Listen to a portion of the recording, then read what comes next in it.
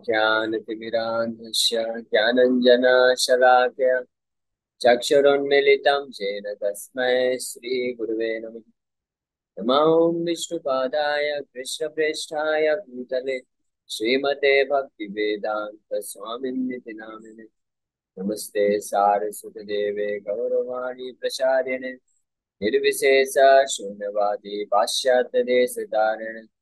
नमो महावदन्याय कृष्णप्रेमप्रदायते कृष्णाय कृष्णचैतन्य नामने गौरतुसे नमः। जय श्री कृष्ण चैतन्य प्रभु नित्यानंद श्री अद्वैत गदाधर शिवासादि गौर भक्तवृंद। हरे कृष्णा कृष्णा कृष्णा हरे हरे, हरे राम राम राम हरे हरे। हरे कृष्ण। तो आप सभी भक्तों का हार्दिक स्वागत है आज के हमारे श्री चैतन्य चरितमृत के अध्ययन में। तो आज हम लोग डिस्कस करेंगे श्री चैतन्य चरितमृत आदि लीला और श्लोक संख्या 55 हमने कल चर्चा किया था, उसी को हम लोग थोड़ा आगे बढ़ाएंगे। तो ये वो प्रसंग चल रहा है, जैसा आप सबको मालूम है कि भगवान कृष्ण ब्रह्मा जी को शिक्षा गुरु के रूप में उपदेश दे रहे हैं। और ये इस अध्याय में किस लिए आया है इसके बारे में भी आप जैसा कि जानते हैं कि श्रील कृष्णदास कविराज गोस्वामी गुरु तत्व की महिमा का वर्णन करते हुए दो प्रकार के गुरुओं का वर्णन करते हैं, शिक्षा गुरु दीक्षा गुरु। और शिक्षा गुरु भी दो प्रकार के होते हैं, एक तो भक्त श्रेष्ठ यानी जो महान भक्त होते हैं वो शिक्षा गुरु बनते हैं, और दूसरे स्वयं भगवान परमात्मा के रूप में और गोविंद देव जी के रूप में शिक्षा गुरु के रूप में कार्य करते हैं। हालांकि ये सारे तरह के गुरु, चाहे वो दीक्षा गुरु हो या ये तीन प्रकार के शिक्षा गुरु हो, ये सब के सब भगवान के ही प्रकट स्वरूप होते हैं। तो इन सब में से इन सब का एक एक करके वर्णन कर रहे हैं वो। और अब जो ये जो सेक्शन चल रहा है यहाँ पे वो भगवान परमात्मा के रूप में भगवान स्वयं किस प्रकार से शिक्षा गुरु के रूप में हर जीव का मदद करते हैं भक्ति में आगे बढ़ने के लिए, इस बात का वर्णन चल रहा है। और इस बात को पुष्टि करने के लिए यानी प्रूफ करने के लिए कृष्णदास कविराज गोस्वामी ब्रह्मा जी का स्वयं उदाहरण देते हैं कि किस प्रकार से भगवान कृष्ण ने, जब ब्रह्मा जी तपस्या के द्वारा भक्ति योग के साधना भक्ति के द्वारा अपने हृदय को शुद्ध कर लिए, भगवान कृष्ण स्वयं उनके शिक्षा गुरु बन के उनको ज्ञान दे रहे हैं। और यही जो ज्ञान है चतुश्लोकी भागवत के रूप में जाना जाता है। भगवान टोटल यहाँ पे केवल 6 श्लोक ही बोलते हैं, जिसमें से 2 श्लोक में तो भगवान बताते हैं कि अपने ये जो मैं ज्ञान देने जा रहा हूँ इसका क्या विशेषता है। ये परम गुह्य ज्ञान है, दिव्य ज्ञान है, ज्ञानम विज्ञानम सहितम है। इसको जानने के बाद और कुछ जानने के लिए श्रेष्ठ नहीं रह जाता है, क्योंकि ये मेरे विषय में के बारे में, मेरे नाम रूप गुण लीला के बारे में बताता है। तो ये विशेषता बताते हैं 2 श्लोकों में, 51 52 नंबर में। फिर हम लोग 53 54 55 और 56 इन 4 श्लोकों में भगवान जो है चतुश्लोकी भागवत बोलते हैं, जो कि दूसरे स्कंद के 9वें अध्याय के श्लोक संख्या 33 34 35 और 36 से लिया गया है। तो आइए हम लोग ये तीसरा श्लोक, चतुश्लोकी गीता का ये तीसरा श्लोक, चतुश्लोकी भागवत का ये तीसरा श्लोक हम लोग चर्चा कर रहे थे। तो इसके पूर्व 2 श्लोकों में भगवान कृष्ण पहले श्लोक में तो बताते हैं अपनी पर्सनैलिटी के बारे में कि मेरा ये जो व्यक्ति है, दिव्य व्यक्ति, दिव्य शरीर है, इस और शरीर के साथ साथ जो उसका रूप है, नाम है, गुण है, लीला है, और अन्य अन्य जो मेरे पार्षद है, नित्य पार्षद है, मेरा धाम है, ये हमेशा चिन्मय जगत में यानी आध्यात्मिक जगत में हमेशा सनातन रूप से अस्तित्व में रहता है। सृष्टि के पूर्व भी, सृष्टि के समय भी और सृष्टि के बाद भी ये कभी विनष्ट नहीं होता है, ना ही इसमें कभी कमी उत्पन्न होती है। ये एक तरह से बोले तो ये एक पूरी तरह से अप्रभावित रहता है इस सृष्टि, भौतिक सृष्टि के कार्यकलापों से, या आइसोलेटेड रहता है, कोई फर्क ही नहीं पड़ता है। फिर दूसरे श्लोक में 54 नंबर श्लोक में और बताते हैं, लेकिन कुछ मूर्ख व्यक्ति जो इस बात को नहीं जानते हैं, इस परम गुह्य ज्ञान को नहीं जानते हैं, क्योंकि मेरे भक्त नहीं है, तो वो सोचते हैं कि मेरे अलावा भी ये सृष्टि जो है इंडिपेंडेंटली यानी स्वतंत्र रूप में कार्य कर सकती है। और जब मैं किसी व्यक्ति के रूप नाम रूप गुण लीला को प्रकट करता हूँ इस भौतिक संसार में, तो वो सोचते हैं ये माया है। ऐसे जो बद्ध जीव हैं वास्तव में वो मेरी बहिरंगा शक्ति, इल्यूजरी एनर्जी, माया के प्रभाव में फंसे हुए हैं। ऐसा भगवान इस श्लोक में वर्णन करते हैं। अब 55 नंबर श्लोक में भगवान उन मायावादी, दार्शनिक, ज्ञानी, तार्किक लोगों के प्रति कृपा का दृष्टि रखते हुए, क्योंकि वो भक्त नहीं है तो बेचारे कैसे समझेंगे। इसलिए भगवान कृपावश ये 55 नंबर श्लोक में जो तीसरा श्लोक है चतुश्लोकी भागवत का, इसमें उनको समझा रहे हैं प्रेम से कि भाई समझो मैं किस प्रकार से कार्य करता हूँ। तुमको लगता है कि मैं जब सृष्टि के रूप में प्रकट हो जाता हूँ तो मेरा खुद का पर्सनल अस्तित्व जो है, एग्जिस्टेंस जो है, खत्म हो जाता है। लेकिन तुम ऐसा क्यों सोचते हो? तुम जानो। इसलिए भगवान उदाहरण के माध्यम से, एनालॉजी के माध्यम से समझा रहे हैं। भगवान बोल रहे हैं यथा महांति भूतानि भूतेषु चावशेषु अनु प्रविष्टानि अप्रविष्टानि तथा तेषु न तेषु अहम्। भगवान बोल रहे हैं जिस प्रकार से देखो, आप इस संसार में देखते हैं कि हर वस्तु पृथ्वी अग्नि जल वायु आकाश और मन बुद्धि अहंकार से मिलकर बना है। लेकिन ये सारे के सारे पंच तत्व या आठ आठ तत्व बोले, ये सब के सब जो पंच महाभूत हैं, पृथ्वी जल वायु अग्नि आकाश, ये हर वस्तु में प्रवेश करते हैं, या हर वस्तु का सृष्टि इनके द्वारा होता है, या हर वस्तु को हम पृथ्वी जलवायु आकाश ही बोल सकते हैं। लेकिन इसके बावजूद भी ये पृथ्वी जलवायु अग्नि आकाश अपना सेपरेट अस्तित्व बना के रखते हैं और उनमें कोई कमी नहीं होती है। और जैसे ही कोई वस्तु नष्ट होती है तो वापस उसमें जाके विलीन हो जाता है, फिर भी वो जो वस्तु है एज इट इज बना रहता है। तो कल हम लोग विशाल बहुत ग्रेट डिटेल में हमने चर्चा किया कि किस प्रकार से पृथ्वी से ही बड़े बड़े बिल्डिंग बनते हैं, बड़े बड़े पहाड़ बनते हैं, और इतने सारे जीव जंतु उत्पन्न होते हैं। सब कहाँ से? पृथ्वी से ही तो उत्पन्न होते हैं। लेकिन फिर पृथ्वी फिर भी एज इट इज अपना अस्तित्व बना के रखती है। और जब संहार होता है, नष्ट होते हैं सब कोई, सारे बिल्डिंग गिर जाते हैं, नदी पहाड़ सब टूट जाते हैं, और जीव जंतु जब मरते हैं तो वो सब पृथ्वी में जाके समाहित हो जाते हैं। उस वक्त भी पृथ्वी एज इट इज बना रहता है। तो ये एग्जाम्पल भगवान, हालांकि भौतिक एग्जाम्पल है, लेकिन भगवान हम जैसे मूर्खों को, यानी वो दार्शनिक ज्ञानवादी मायावादी को समझाने के लिए इस तरह का उदाहरण दे रहे हैं। और इसलिए भगवान बोल रहे हैं कि जिस प्रकार से पृथ्वी प्रविष्टानी अप्रविष्टानी, पृथ्वी जो है समस्त वस्तुओं में प्रवेश भी करती है, लेकिन फिर भी प्रवेश नहीं भी करती है क्योंकि अलग से भी उपस्थित है। जैसे कि अगर मैं बोलूं मेरे पास ये एक वस्तु है, आप ये लोग देख पा रहे हैं एक ये वस्तु है, तो इस वस्तु में पृथ्वी प्रवेश की, ये मैं बोलूं ये पृथ्वी से ही बना हुआ है, ये सब जानते हैं, इस बात को सब मानेंगे। तो ये वस्तु पृथ्वी से बना हुआ है, लेकिन यानी पृथ्वी इसमें प्रवेश किया है। लेकिन फिर भी अगर कोई बोले कि पृथ्वी इसके अंदर है तो ये मूर्खता कहलाएगी। यानी पृथ्वी से बना है, पृथ्वी इसके अंदर, पृथ्वी इसमें प्रवेश की है, पृथ्वी तत्व से मिलके बना है, लेकिन फिर भी हम ये नहीं बोल सकते कि पूरी की पूरी पृथ्वी इसमें प्रवेश कर गई, क्योंकि पृथ्वी का अलग से एग्जिस्टेंस भी है, उसी पृथ्वी के ऊपर हम लोग खड़े भी हैं। उसी प्रकार से भगवान बोल रहे हैं कि हालांकि ये पूरी सृष्टि में मैं अपने पंच तत्व और महाभूत और ये मन बुद्धि अहंकार के रूप में मैं प्रवेश करता हूँ हर एक एक क्षण, हर एक एक कण में। लेकिन फिर भी जो मूर्ख लोग होते हैं वो सोचते हैं कि एक एक वस्तु जो है वो भगवान बन गई। जैसे एक बहुत बहुत ऊंचे दर्जे का मूर्ख हुआ, हालांकि बोलना नहीं चाहिए लेकिन क्या करें, सब्जेक्ट ही ऐसा है। हम लोग तो देखिए बस रिपीट कर रहे हैं, तो इसलिए मैं आप सबसे अनुरोध करूंगा कि कृपा करके आप लोग बुरा मत मानिएगा कि हम ऐसे वचन क्यों इस्तेमाल कर रहे हैं। हमारा उद्देश्य ऐसे वचन का इस्तेमाल करना नहीं है, हम तो बस रिपीट करते हैं जो हमारे आचार्यों ने और जो भगवान कृष्ण ने बोला है। भगवान कृष्ण ऐसे मूर्ख दार्शनिकों को, ज्ञानियों को, मायावादियों को भगवान बोलते हैं, विशेष रूप से मूर्ख बोलते हैं, विमूढ़ आत्मा बोलते हैं, यानी विशेष मूर्ख बोलते हैं, ऊंचे दर्जे का मूर्ख बोलते हैं भगवान। तो भगवान गाली देते हैं, हम लोग तो नहीं। हम लोग तो क्या है, हम तो बस रिपीट कर रहे हैं, समझा रहे हैं कि ऐसे लोगों को भगवान गीता के अनुसार क्या बोला जाता है। अब प्रभुपाद जी बोलते हैं ऐसे लोगों को ऊंचे दर्जे का मूर्ख, तो प्रभुपाद जी महान आचार्य में बोल सकते हैं, तो हम तो बस जस्ट रिपीट कर रहे हैं। ऐसे एक ऊंचे दर्जे का मूर्ख हुआ जो बोला कि पत्थर पूजे हरि मिले तो मैं पूजू पहाड़, है ना, अगर पत्थर को पूजने से हरि मिलेगा तो मैं तो पहाड़ को पूजूंगा। इस प्रकार से ये जो दो तरह के लोग बन जाते हैं फिर, या तो एक तरह के लोग होते हैं जो सोचते हैं भगवान का अलग से अस्तित्व है ही नहीं, वो भगवान ही सब कुछ, एक पृथ्वी जलवायु आकाश ये सब बन गए, पूरा सृष्टि भगवान बन गए हैं, इसलिए सृष्टि का पूजा कर लो, सृष्टि का भोग कर लो।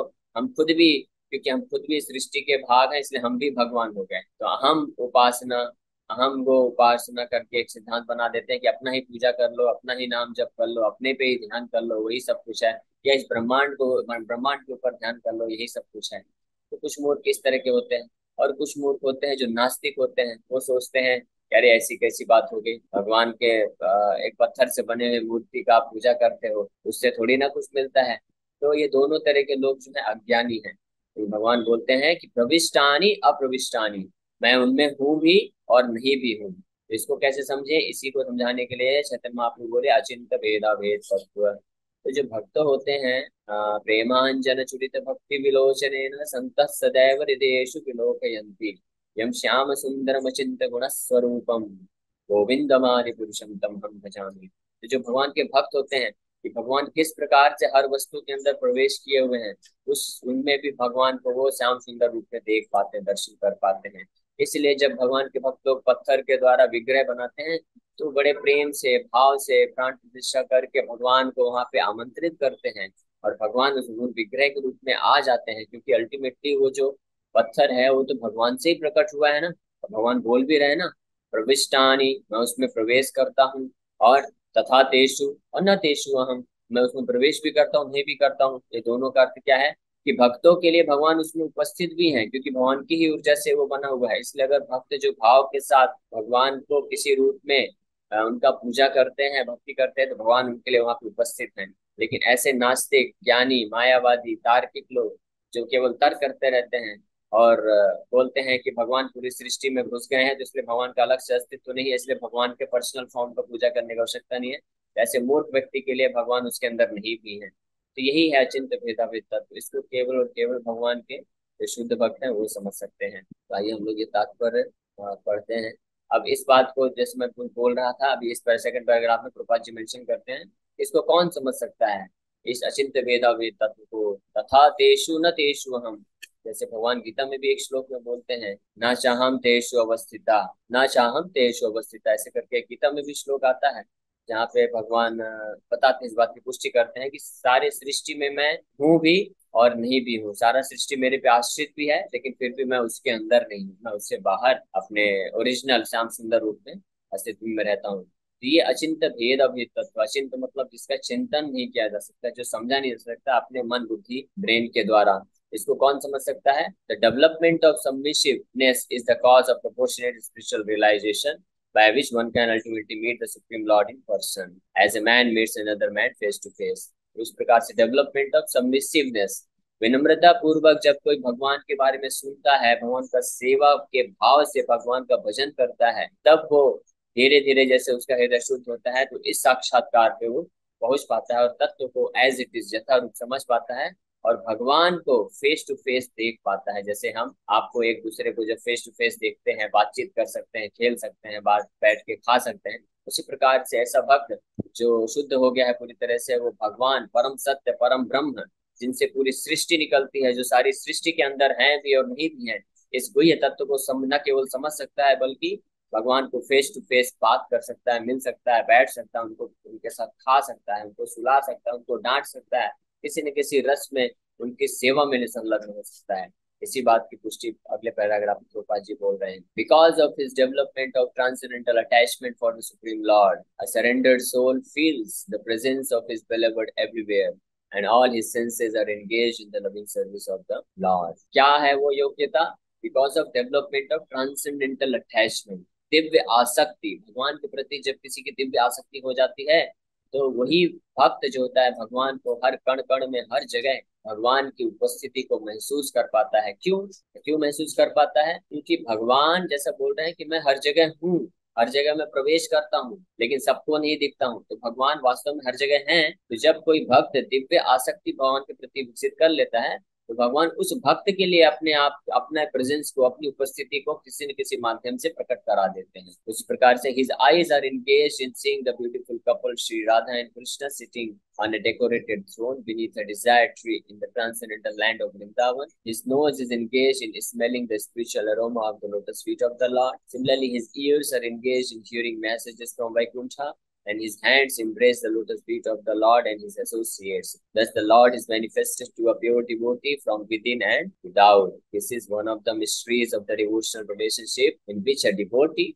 and the Lord are bound by a tie of spontaneous love. To achieve this, love should be the goal of life for every living being. तो बहुत ही सुंदर बात यहाँ पे कृपाल जी लिख रहे हैं कि जो ऐसा महान भक्त होता है, शुद्ध भक्त होता है, जिसके अंदर भगवान के प्रति दिव्य आसक्ति विकसित हो चुकी है, तो वो विद इन यानी अपने अंदर और विदाउट, विद इन का मतलब और होता है कि संसार के अंदर भी, संसार के हर वस्तु के अंदर, हर क्षण हर जगह वो भगवान को साक्षात्कार कर पाता है वो देख पाता है कि कैसे ये सूर्य और चंद्र जो है भगवान की आंखें हैं। भगवान की आज्ञा से सूर्य और चांद जो है पूरा भ्रमण कर रहे हैं और पूरी सृष्टि का संचालन कर रहे हैं। भगवान की आज्ञा से वायु जो है प्रवाहित हो रही है। भगवान की आज्ञा से ही पूरा संसार प्रवाहमय है। काल अपना चक्र, काल की गति चल रही है जो हर किसी को ग्रस्त कर लेती है, काल सर्प के रूप में डस लेती है। ये भगवान की ही चक्र है। तो भगवान को हर जगह वो इस प्रकार से देख पाता है। इतना ही नहीं, जो शुद्ध भक्त होता है, जब उसके सामने मृत्यु आती है, उसको मृत्यु मृत्यु नहीं दिखती, भय नहीं दिखती है। उस मृत्यु को भी वो देखता है कि भगवान आए हैं मेरे समक्ष मुझे गले लगाने के लिए। ये होता है शुद्ध भक्त की स्थिति। अब ये जो चीजें हैं, ये तो जो भक्त नहीं है वो तो उसको समझेगा ही नहीं, वो तो हंसेगा, क्योंकि वो तो मूर्ख है, वो समझेगा ही नहीं। वो सोचेगा अरे ये भक्त मर रहा है और बोल रहा है कि मृत्यु के रूप में भगवान मेरे को गले लगाने आ रहे हैं, देखो कैसा मूर्ख है। पूरा संसार डरता है और ये ऐसी मूर्खता वाली बातें कर रहा है। तो जो भक्त नहीं है वो लोग मूर्ख हैं, वो लोग क्रेजी हैं। तो ऐसे क्रेजी लोग भक्त को क्रेजी समझते हैं। इसलिए प्रभुपाद जी ने एक आर्टिकल लिखा, हु इज क्रेजी, जिसमें प्रभुपाद जी बताते हैं कि जो भक्त लोग हैं, शुद्ध भक्त हैं, वो भौतिकतावादी लोगों को पागल समझते हैं, बोलते हैं, और भौतिकतावादी लोग भक्त को पागल मानते हैं। लेकिन वास्तविकता क्या है कि जो भक्त भगवान को नहीं जानता है वो पागल है। क्योंकि भक्त जो होता है वो भगवान के साथ उसका एक बहुत ही मधुर बंधन होता है, संबंध होता है। यहाँ पे गोपाल जी लिख रहे हैं, there is a very nice, they are bound up by tie of spontaneous love. जो इस स्वाभाविक प्रेम के बंधन में दोनों बंधे रहते हैं, और इस प्रकार से वो दोनों एक दूसरे को महसूस करते रहते हैं। और भक्त जो है निरंतर कृष्ण का स्मरण करते हुए कृष्ण का सेवा करता रहता है, कृष्ण की सेवा में नियुक्त रहता है। और भगवान ऐसे शुद्ध भक्त के लिए अपने आप को हमेशा दिखाते रहते हैं, दर्शन देते रहते हैं, कई बार ऐसे रूप में भी जो कि बहुत ही ज्यादा भयभीत करने वाला होता है। जैसे उदाहरण के लिए, जब प्रभुपाद जी कलकत्ता में थे, यंग थे, नौजवान थे उस समय, ऊपर से गोला बारूद फेंका जा रहा था कलकत्ता में, बम्बार्डमेंट हो रहा था, बम फेंके जा रहे थे। तो ये प्रभुपाद जी को वो बम किस रूप में दिख रहे थे? प्रभुपाद जी बोले ये बाकी सब लोग घर छोड़ छोड़ के भाग रहे हैं, लेकिन प्रभुपाद जी भागे नहीं। प्रभुपाद जी बोले ये बम के रूप में कृष्ण ही आ रहे हैं मेरे पास, और अगर कृष्ण आ रहे हैं तो मैं क्यों उनको छोड़ के जाऊं? तो अगर कृष्ण का इच्छा है कि वो मुझे गले लगा के अपने साथ अपने धाम ले जाना चाहते हैं तो अच्छी बात है। और अगर कृष्ण की इच्छा है कि बस वो मेरे से आके मिल के और यहाँ से मुझे यहाँ पे कुछ सेवा में रख के फिर जाना चाहते हैं तो भी अच्छी बात है। तो ये बाकी बाहर वाले लोग तो पागल बोलेंगे इस चीज को, लेकिन ये भक्त इस चीज को अनुभव करता है। ये सब अनुभव आध्यात्मिक अनुभव की बात है। और जो इस आध्यात्मिक अनुभव को कौन प्राप्त कर सकता है? जो भगवान के साधना भक्ति में तीव्रता से लगा रहता है, विशेष रूप से भगवान के हरिनाम जप में जितनी मात्रा में, जितने ज्यादा मात्रा में, जितना इंटेंसिटी तीव्रता के साथ, भाव के साथ हम हरे कृष्ण कृष्ण कृष्ण हरे हरे, हरे राम राम हरे हरे का महामंत्र का जप करते हैं, उतने ही मात्रा में भगवान हमारे जीवन में उपस्थित होके हमको दर्शन देते हैं अलग अलग रूपों में, और हम भगवान की उपस्थिति को अपने जीवन में महसूस कर सकते हैं। आप सब जो भी भक्ति में जितनी मात्रा में प्रोग्रेस करता है, प्रगति करता है, वो उतनी ही मात्रा में अलग अलग तरीके से भगवान उसको दर्शन देते हैं।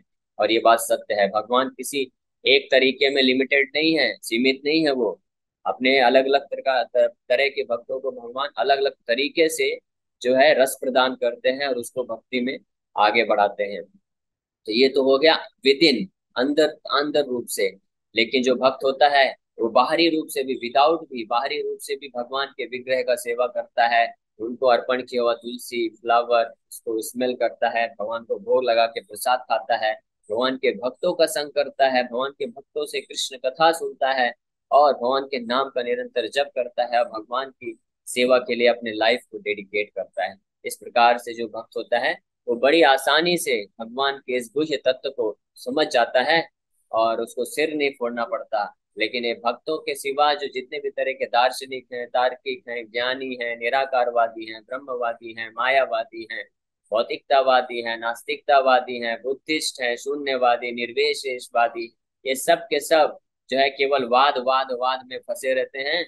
और ये हमेशा इस रहस्य में बेचारे उलझे रहते हैं। इनके हमेशा चेहरे में ये एक चिंतापन बना रहता है कि कैसे समझे भगवान है भी कि नहीं भी है, कि इस तत्व को भगवान अपने आप को पूरी तरह से छुपा के रखते हैं। लेकिन अपने शुद्ध भक्तों के लिए जो कि सरल हृदय के होते हैं, भगवान अपने आप को साक्षात प्रकट कर देते हैं, अपने नाम के रूप में, अपने रूप के रूप में, अपने गुणों के रूप में, अपने लीलाओं के रूप में, और अपने कृपा के रूप में।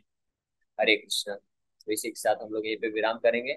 इस श्लोक में बहुत अच्छा श्लोक है, इस पे बहुत अच्छी बहुत सारी शिक्षाएं हैं निहित, लेकिन समय की पाबंदी है, हम लोग यहीं पे विराम करते हैं। और आप में से किसी भक्त का कोई प्रश्न है तो एक प्रश्न लोग ले सकते हैं, फिर यहीं पे एंड करेंगे।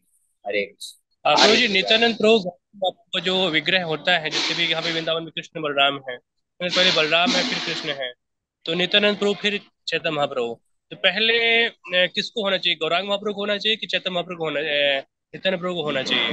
जैसे गौर, जैसे जुहू में भी हैं गौर निताई हैं, तो पहले कौन है, हाँ हाँ नित्यानंद प्रभु है कि चैतन्य महाप्रभु? पहले किसको होना चाहिए? थोड़ा सा बड़े छोटे है कि थोड़ा सी हाँ, प्रश्नों में हम समझ चर्चा गया। करें? हाँ समझ गया। तो पहले तत्व के हिसाब से देखें तो सुपीरियरिटी, यानी सुपीरियर कौन बड़ा है, हालांकि दोनों बराबर हैं, कोई बड़ा छोटा नहीं है, बड़ा छोटा करके नहीं देखना चाहिए, ये साफ साफ इस तरह से कृष्णदास कविराज गोस्वामी वार्निंग देते हैं। लेकिन क्योंकि तत्व के हिसाब से भगवान चैतन्य महाप्रभु स्वयं कृष्ण है और नित्यानंद प्रभु बलराम है, और क्योंकि नित्यानंद प्रभु अपने आप को चैतन्य महाप्रभु का दास सेवक मानते हैं, इसलिए चैतन्य महाप्रभु पहले हैं, फिर नित्यानंद प्रभु हैं। लेकिन भक्तों के लिए नित्यानंद प्रभु का पहले योगदान होता है, नित्यानंद प्रभु की कृपा पहले होती है। इसलिए जो भक्त लोग होते हैं सबसे पहले नित्यानंद प्रभु के चरणों का कृपा का याचना करते हैं, नित्यानंद प्रभु का पूजा करते हैं, उनकी कृपा प्राप्त करते हैं। फिर उनके माध्यम से वो चैतन्य महाप्रभु तक के पास जाते हैं और उनकी आशा याचना करते हैं, उनकी कृपा का याचना करते हैं, उनकी सेवा करते हैं। इसलिए भक्त लोग का भाव क्या होता है गौड़ी वैष्णव का, कि वो नित्यानंद प्रभु से प्रार्थना करते हैं, हे नित्यानंद प्रभु आप मेरे ऊपर कृपा करके मेरे अनर्थों को नष्ट करिए और चैतन्य महाप्रभु के चरण कमलों में मेरे को आश्रय दीजिए। इस प्रकार से भक्तों का भाव होना चाहिए। हरे कृष्ण। इसीलिए जो मूर्ति होती है तो पहले नित्यानंद प्रभु होते हैं, फिर गौरांग यस प्रभु चैतन्य डेफिनेटली। महाप्रभु होते हैं। हाँ, इसीलिए ठीक है, वो लोग नित्यानंद प्रभु कंफ्यूज पहले एक ही होते जैसे गौरांग महाप्रभु हैं। ठीक। हैं। हाँ, बिल्कुल। ठीक, थैंक यू। ठीक है प्रभु जी। Thank you very okay, much. Thank you very हरे मच। हरे कृष्णा। आप सभी भक्तों का बहुत बहुत धन्यवाद कि आप लोग कृपा करते आए।